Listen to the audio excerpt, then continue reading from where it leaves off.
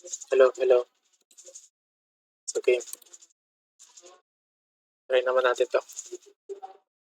Reversible non-flow work. Non-flow work, closed system. Pag closed system, constant volume. Lagay lang sa isang lalagyan. Decreases the internal energy. Ay, decreases the internal energy by 316.5 kilojoules for 2.268 kilogram for a gas. A gas pala. A gas for 30 joules kilogram Kelvin. So, naka-joules lang. Gawin natin kilojoules. Divide na natin sa 1,000 kilojoules na.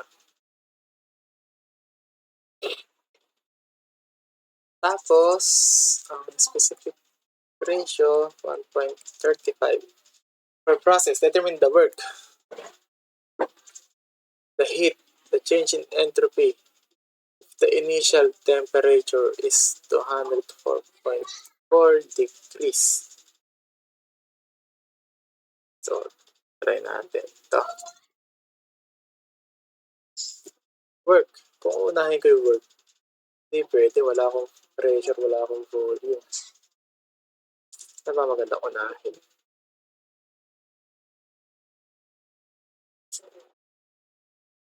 Determine the work. Initial temperature pa pala tayo.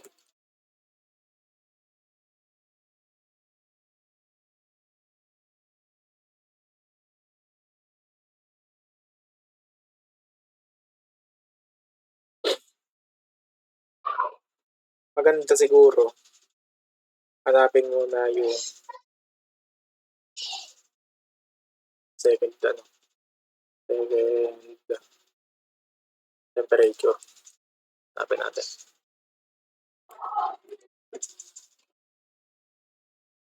MCV delta T. T2 minus T1.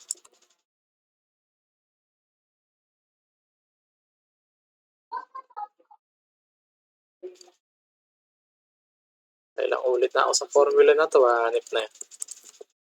Ulit-ulit Mamaya pagawa tayo kay ChatGPT para iba-iba hinahanap. Iba-iba yung nawawala. Ilan na nga daw? 316.5. I think 316.5. Teka lang.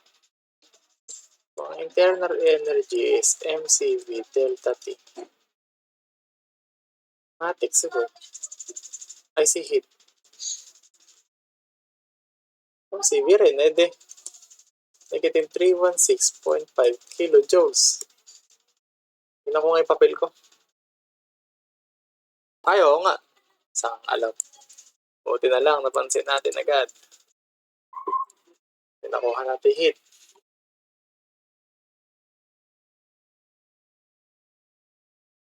Determine the work. Kwan. Zero to. Equal sila. Yan. Pag zero. Zero si work. Diba, madali yata tong problem na to.